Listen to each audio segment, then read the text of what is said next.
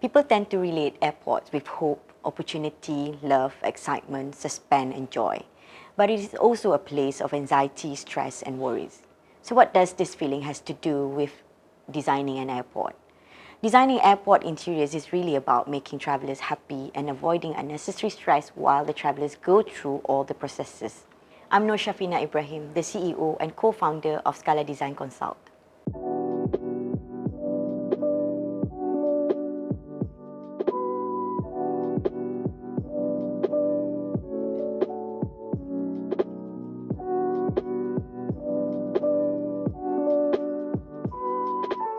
Airport is a multifaceted place, and that makes airport design extraordinarily complex. It involves a lot of discipline, specialization, where all these people, experts, will need to work together to come up with the best solution. There are countless moving parts in and around, from passengers to baggage, ground transportation to cargo, and from airport staff to the planes themselves. An airport serves multiple uses. They are industrial buildings with hospitality components and also a civic duty. As interior designers, we look into 4 important aspects when we're designing an airport. The first aspect is the questions of identity of the airport. What kind of identity would the airport have? We work together with the branding consultant to establish the identity and identify the strategic components within the interiors. It is a critical thing to truly understand the reason for branding, what kind of image and message that we want to send. So is there a change to the airport, like a new terminal which would signify change, or if there is a new services that will enhance the passenger's experience? All these are part of the considerations. We normally examine 2 factors in order to establish the identity of an airport. The first one is the airport owner-operator's corporate branding, and the second is their vision, aspiration, and mission of the particular airport. The branding is translated through components such as logos, slogans, the services, the staff, the artworks, architectural layouts, and also retail strategies. One of the most important tasks of an airport is to get travelers from the curb to their gate without much human guidance. To accomplish that, they rely heavily on subtle design cues and human psychology. In design terms, navigating a terminal is known as wayfinding. Traditional, we rely on directional signage. We walk into a terminal and look for a sign. Where's the security? Where's the restroom? Where's the gate? There's a whole science behind signage. Everything from the font to the colors to the exact height of which signs are displayed is optimized through research and studies. There are numerous design techniques to guide people in the right directions. We normally install the whole set of dummy signage and do a simulation to ensure it's efficient and properly positioned. I think best planned airport terminals are the ones that have the least amount of directional signage because it depends largely on intuitive wayfinding strategy.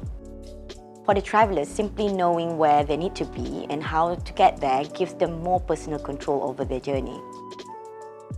For the airport, having a passenger who is in control of their journey can also be positive, and as well as increase satisfaction level. With that, secondary commercial benefit can also be reaped.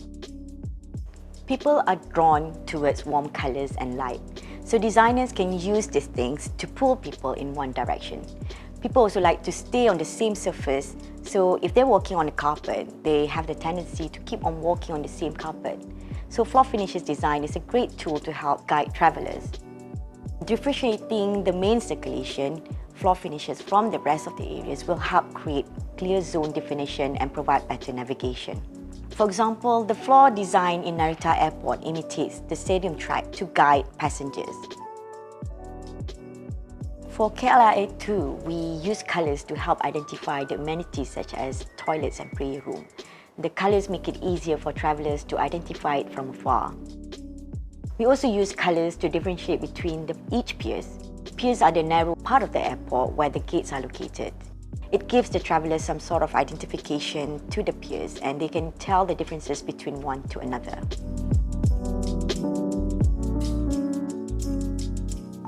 For many travelers, getting through a terminal can be one of the most anxiety-inducing part of their journey. So, as an airport interior designers, we do our best to create a calm environment. When it comes to the most stressful part, which is the security, we're pretty much limited in what we can do. If we're renovating an old terminal, we may not have space to reconfigure the checkpoint. When we design a new terminal, we will try to both widen and lengthen the space where the security checkpoint is.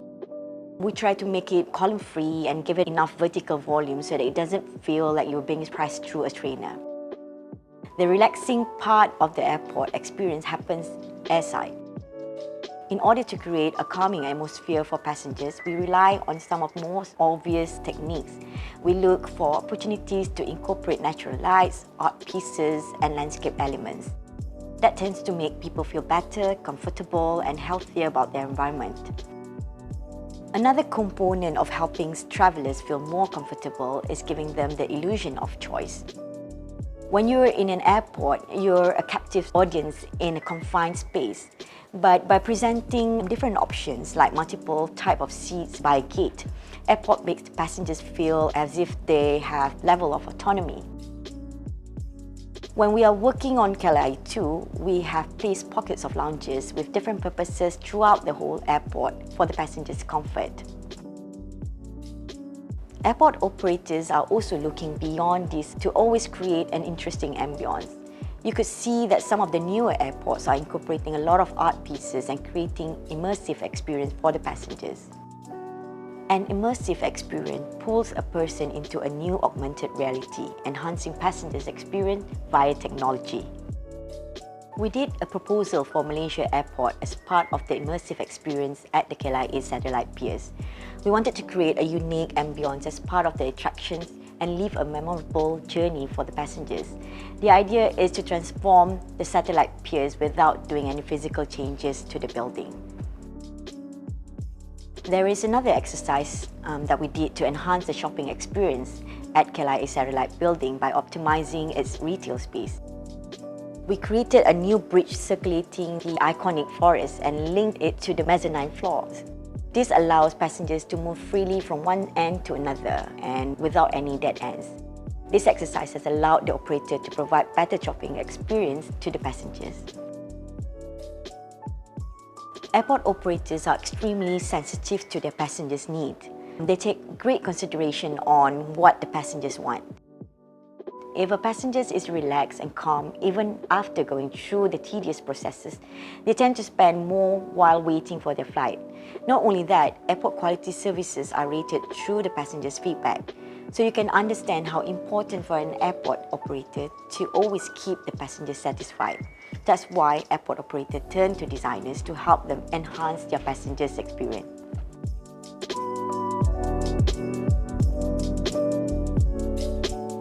A happy person is going to spend more money than someone who is miserable and anxious. In retail planning, we work with the retail consultant to identify touch points and retail space planning. Passenger spending money on concession is one of the two main sources of revenue for airports, the other one being airlines renting out gate space. So it's absolutely in the best interest of airports to keep travelers happy and willing to spend.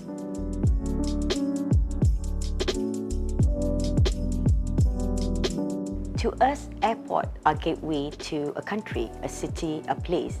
It should be a synopsis of that particular place where it is located. It should be able to provide the best first and last impression of the place. So the next question that we ask ourselves before we start designing is how do we tell the stories of the place and project it through the design of the airport? Our design inspiration normally comes from answering these questions. The identity of the locality is particularly important to us.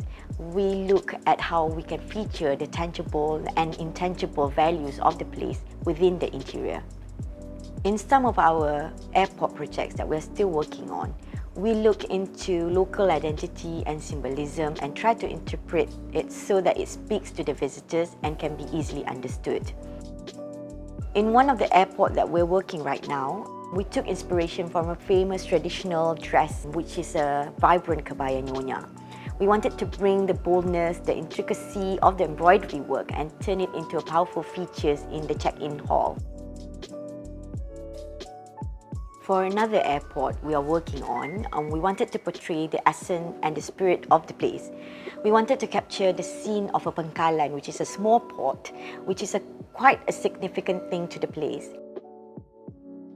You can see busyness of the port are translated through the long mural behind the check-in counters.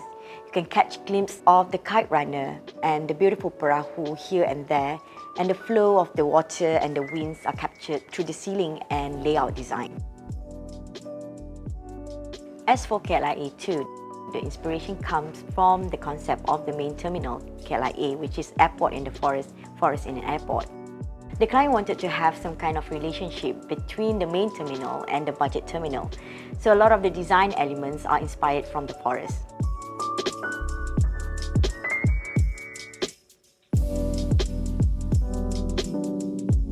If somebody asks me what are the main challenges as airport interior designers, I would say there's two main challenges. The first challenge is managing the requirements and making sure the main objectives are met. It's quite a challenge to ensure that we fulfill all aspects and requirements of the project. There are so many stakeholders, which means that there are a lot of requirements to comply to. We need to be smart at tackling this matter. Sometimes a commercial requirement might contradict the operational aspect. As designer, we need to find a solution that fits both. Imagine having to face so many of these instances. It's a headache and it involves a lot of negotiation, and we always have to make sure that the objective priority is clear and mission are met. The second challenge is making sure the work is within the budget. Building an airport takes a long time. It takes at least 5 to 7 years on average to build a new terminal. A lot of things can happen within those times, and it makes it more complicated when there's so many requirements and aspects of designers to consider. It's a very challenging task to ensure that the work carried out is within the budget. It makes matters worse when ID is one of the last trades to come in, and we need to accommodate changes, amendments done by other trades. Or sometimes the ID budget might be reduced due to some reason or overspent by other trade. We have to respond to these circumstances positively and efficiently. When we were working on KLIA2, we had to go through an unusual problem. There was a huge change that affected the whole design of the terminal. The change of direction is so massive, it's as if we had to rewrite the whole script. The initial design was supposed to be similar to the processes done at KLIA, where the departure and arrival passengers are not separated. Along the way, there were a change of policy and security strategy, and the terminal had to be designed with total separation of departure and arrival passengers.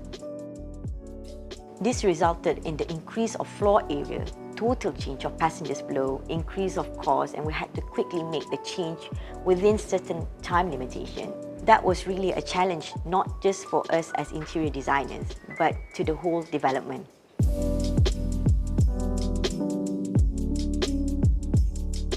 Aviation industry is such a dynamic industry. It evolves constantly and drastically. When we design an airport, it takes at least 5 years to be built. The design must be ahead of time, otherwise it will be outdated by the time it's completed. For example, when KLIA was completed, it was designed based on the standard of practice at the time. That was when airport revenues are mostly from aeronautical charges. But 7 years after it was completed, it needed to adapt to a new development happening across the aviation industry. The industry became incredibly competitive, and it's hard for the airport operators to depend on aeronautical revenues. They started to explore opportunities to make more profit from non-aeronautical means such as retail and F&B. So KLIA had to go through quite a massive renovation to optimize the retail spaces. As a designer, we wish we could predict this and be able to provide certain provision, especially to the infrastructure, so that the building can accommodate better for future development.